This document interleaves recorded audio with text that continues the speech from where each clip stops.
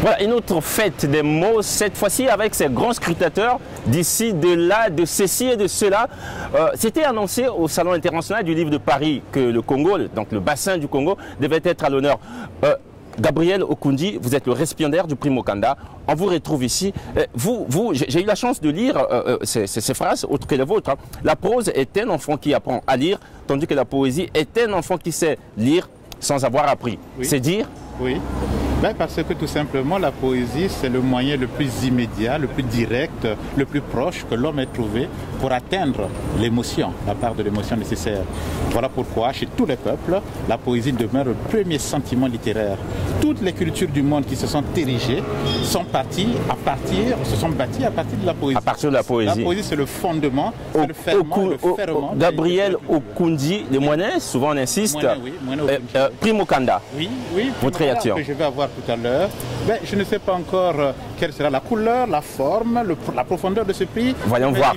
Omer Massoumou, Massem aussi, enfin je disais Omer Massoumou parce qu'à vrai dire, vous m'avez enseigné. Massem, vous êtes professeur de littérature, vous êtes poète vous-même, vous enseignez à l'université Marien Ngouabi. S'il vous était posé la question de savoir la poésie congolaise aujourd'hui, quelle image la donnerez-vous? La poésie congolaise, elle a grandi. C'est un enfant qui est devenu grand parce que le premier texte date de 1955.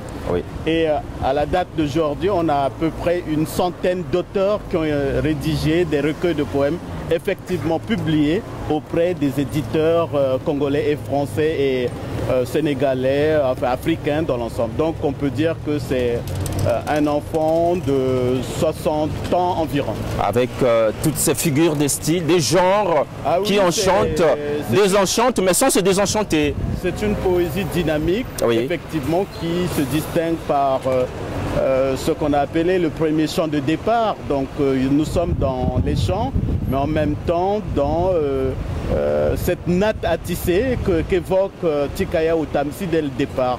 Nous sommes les continuateurs, donc nous continuons à tisser la natte qui est chez nous un outil assez symbolique de la parole poétique à ce moment-là et de la fratrie congolaise.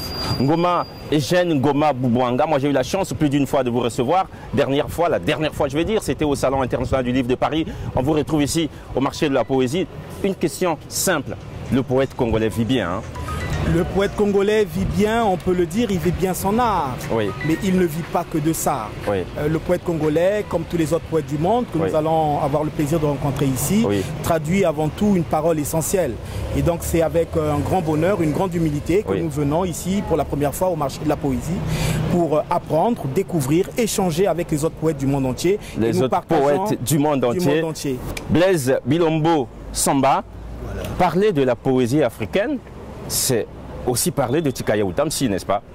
Mais n'oubliez pas que Tikaya Outamsi a été récipiendaire du prix du premier festival des arts nègres de Dakar en 1966. Oui. Avec donc, elle a été préfacée par Senghor pour Épitomé. Oui. Et donc à ce moment-là, effectivement, il y a un mariage entre le Congo et la Grande Afrique. Vous avez dit mariage, mais j'ai entendu également, j'ai lu ces écrits, on a parlé de Malobaya et Balé, les dires du fleuve. Les dits du fleuve. Les dits du fleuve. Voilà. Alors, Toussaint, ça vous dit quoi déjà?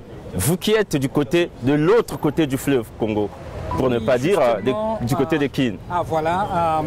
La poésie, justement, nous permet de transcender, j'allais presque dire, ces frontières, ces barrières qui sont tout à fait artificielles, créées par l'homme. Parce que la poésie, c'est l'élan initial même de la parole humaine, avant toute religion même, j'allais presque dire. Donc la véritable parole poétique, c'est la religion au-delà. Voilà. Je m'en vais donc tout simplement dire, quand on a entendu tout ce qui vient d'être dit ici, on peut rentrer dans la scène. Merci. Merci beaucoup.